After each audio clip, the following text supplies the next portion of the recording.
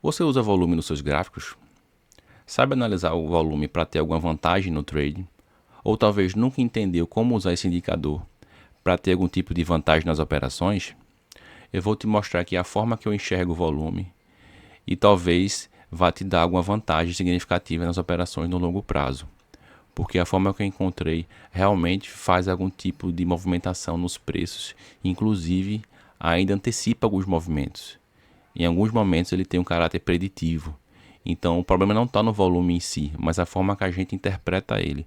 Fica aí até o final que eu vou te mostrar o passo a passo de como eu faço isso. Bom, eu vou fazer análise aqui com o gráfico do Bitcoin e mostrar para vocês que o volume bruto de fato não traz nenhuma vantagem. E aí só para recapitular, eu fiz uma colinha aqui e vou mostrar para vocês.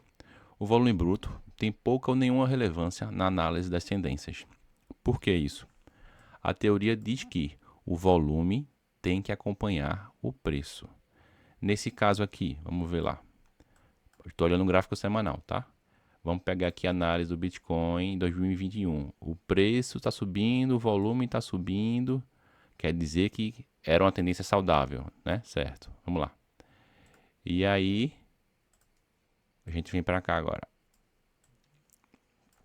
Desde novembro de 2022 o preço sobe e o volume só cai. Quer dizer que então essa tendência não é saudável? Olha a diferença de volume. Olha o movimento do preço. Alguma coisa está errado, né? O volume não está acompanhando, mas o preço está subindo. Então, será que de fato o volume bruto mexe no preço mesmo? Será que é isso que faz diferença, né? Então, eu vou apagar aqui esses dados de volume e vou mostrar para vocês. Essa correlação do volume com o preço, ela não traz muita vantagem. E eu criei uma forma de poder provar isso. O que é que eu fiz? Criei um indicador de correlação entre a variação de preço e a variação do volume bruto. E aí o volume delta, no caso, né? A delta da variação, que é a variação média. Então, o quanto o volume modifica, muda, e o quanto o preço muda, né? E eu vou mostrar para vocês aqui esse indicador, tá?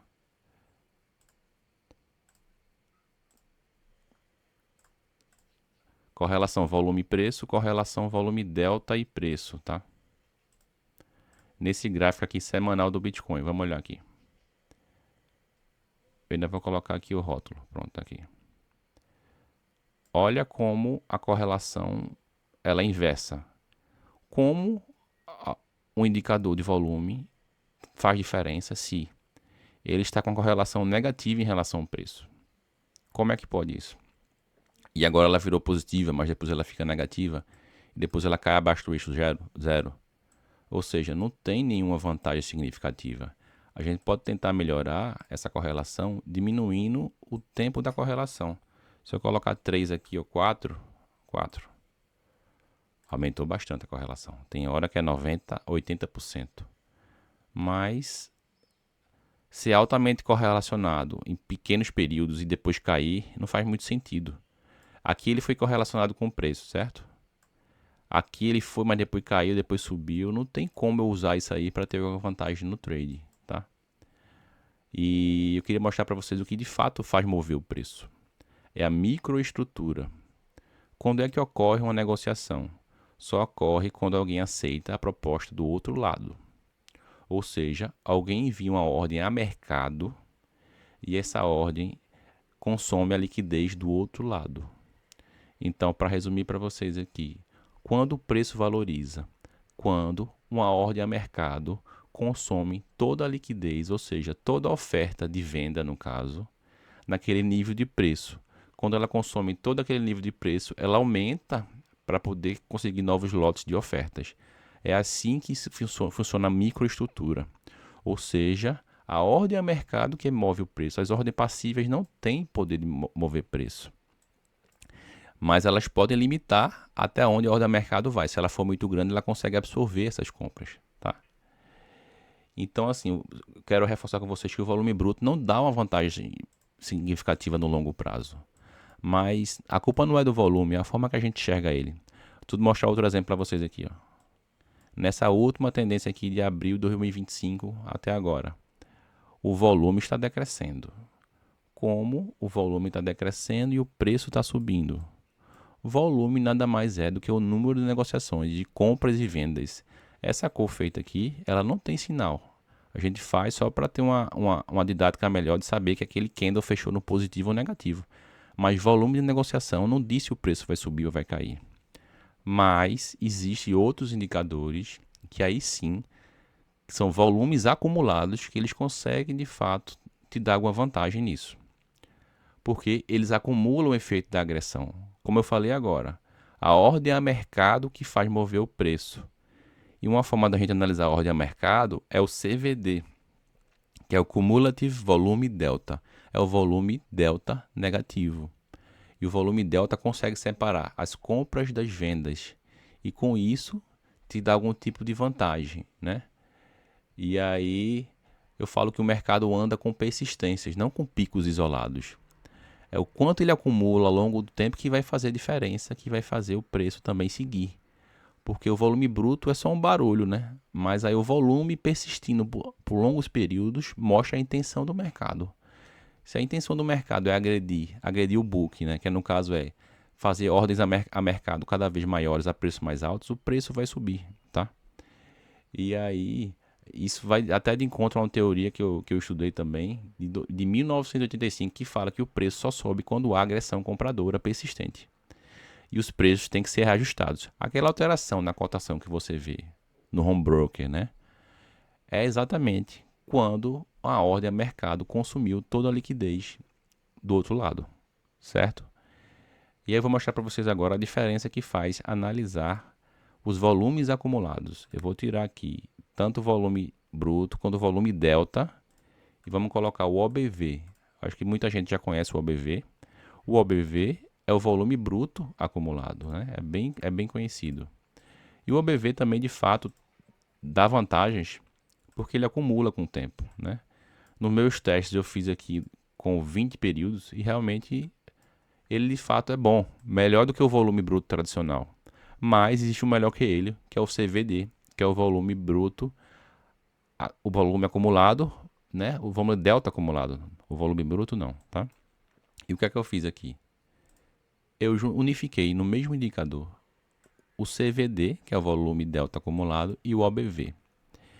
E eu provo para vocês que a correlação deles com a movimentação de preço é muito grande, tá? No Bitcoin aqui, o CVD acumulado está atualmente no gráfico diário com 99,76% de correlação. O OBV deve estar um pouco menos, porque o OBV é mais bruto, né? Ele soma o volume baseado no fechamento do candle. Mas pode ver que o verde aqui, que é o CVD, está sempre muito próximo do preço, porque existe uma vantagem. Nesse caso aqui, ele pega um ativo que está sempre em cotação em 24 horas e em uma corretora específica, né? E aí consegue, com esse cálculo do CVD aqui, ser muito preciso, tá? E o que é que a gente pode ver? O CVD acumulado de 20 períodos, olha como ele interfere no preço aqui. Nessa movimentação aqui, o preço vem numa correção, pode ver que os picos ficam cada vez menores, existe uma força vendedora aqui. Quando ele cruza acima do eixo zero e vai fazendo novos picos, dá uma reduzida e sobe, existe uma força compradora acumulada. A partir do momento que ela diminui essa força aqui e vai para o eixo zero, não tem por que a gente estar comprado. Porque acima do eixo zero é o fluxo comprador dominante. Os compradores estão dominando essa movimentação. Quando os vendedores dominam a movimentação, não tem por que eu estar comprado se o fluxo acumulado está na mão dos vendedores, tá? E aí eu coloquei também esses fundos amarelos aqui para mostrar que às vezes o CVD e o OBV divergem, porque os cálculos deles são um pouco diferentes, né? Mas no caso do Bitcoin, eu só uso o CVD porque ele é altamente fiel ao preço.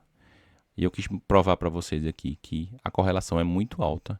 Então o CVD muitas vezes pode até ocasionar o aumento nos preços. Vamos olhar esse caso aqui recente, aqui no final de 2024, né? O Bitcoin passou um tempão lateralizando. Olha como estava oscilando o CVD. Não existia tendência, né? Os compradores e vendedores agressivos brigando, sempre acima do eixo zero. A partir do momento que ele entrou aqui acima do eixo zero, conseguiu se segurar e fez novos topos, a tendência vai seguir, tá? E aí, quando ele chega no período de lateralização, vai caindo o volume agressor, comprador, ele tende a segurar mais, porque não existe mais força para manter aquela tendência, né? Um preço deixa de subir porque não há mais compradores dispostos a pagar preço cada vez mais alto por aquele ativo. Não é porque o vendedor está mais forte. O vendedor, de fato, também vai ter um papel importante em aceitar preços cada vez mais baixos para empurrar o preço para baixo.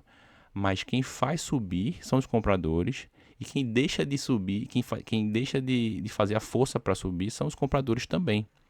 Porque existe o limite das pessoas aceitarem pagar preços cada vez mais elevados. Agora, hoje é dia 8 de junho. Desde 11 de abril, o Bitcoin estava subindo com fluxo positivo do CVD, ou seja, os compradores agressivos estavam segurando o preço. Desde 30 de maio, que o eixo virou. Os vendedores estão acumulando mais ordens de venda e com isso o preço está com dificuldade de subir. Mas aparentemente parece que o Bitcoin está voltando a ter força. Deixa eu tirar aqui o OBV para ficar mais claro. Mas olha, o Bitcoin está com saldo negativo de preço. A força vendedora agora está diminuindo. Isso não quer dizer que o preço vai subir. Pode subir. Mas assim que ela ficar acima do eixo zero, ou seja, o fluxo de comprador está positivo, eu posso pensar em comprar, né? Então, o fluxo de fato afeta o preço, mas a forma como a gente enxerga ele que faz toda a diferença. Só para ressaltar aqui, eu não criei nenhum indicador, eu criei a forma de facilitar a interpretação para mim. O OBV já existe, mas eu coloquei ele no eixo zero e eu consigo ver quando ele está acumulado abaixo do eixo zero, que eu considero vendedor, e acima é positivo. E o CVD também. O CVD já existe, mas eu tentei simplificar a forma do cálculo, né, para poder ficar mais fácil para minha interpretação, tá bom? Quem quiser acessar aí os indicadores, tem vários tipos de CVD no TradingView, né? E aí pode tentar fazer isso também. E aí eu gosto de mostrar para vocês exatamente isso, que o CVD faz toda a diferença, porque ele de fato é o volume que diz a intenção dos compradores e vendedores.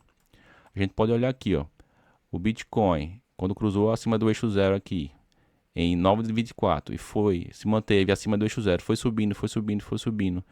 Teve uma redução. Quando essa média aqui de 5 candles que eu coloquei reduz, existe uma redução da força compradora. Não necessariamente o preço vai cair.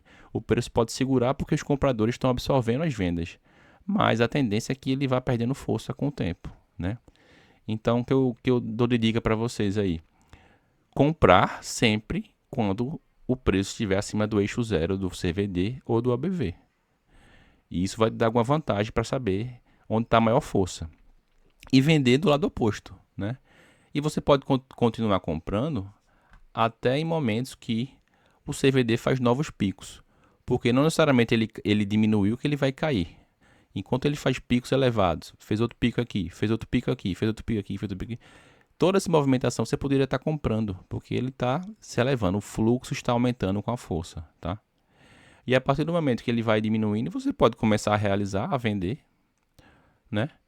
Então, sempre ficar atento a comprar acima do eixo zero e também quando ele estiver em tendência de alta no CVD, tá?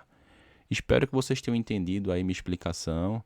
Eu realmente mudei a forma de enxergar muitos ativos por conta disso, mas ele funciona muito bem, principalmente em ativos criptomoedas que estão sempre 24 horas e não tem gap, então o cálculo funciona melhor, né?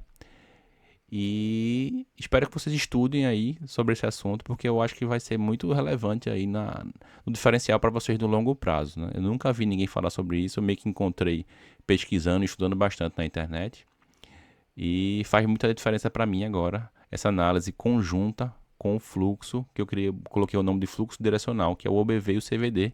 Eles têm que estar andando juntos para eu poder ter algum tipo de vantagem. Quando eles começam a oscilar um com o outro, é sinal de que o fluxo não está tão forte como eu gostaria. Então eu não preciso estar operando se ele não está como eu gostaria, né? Eu só preciso operar de fato quando está na forma que eu acredito que esteja ok, que esteja compatível com o meu jeito de operar, tá bom? Obrigado pela atenção de vocês aí. Espero que tenham gostado. Qualquer dúvida, deixa um comentário aí que eu vou responder vocês com o maior carinho, tá? Um abraço, até o próximo vídeo.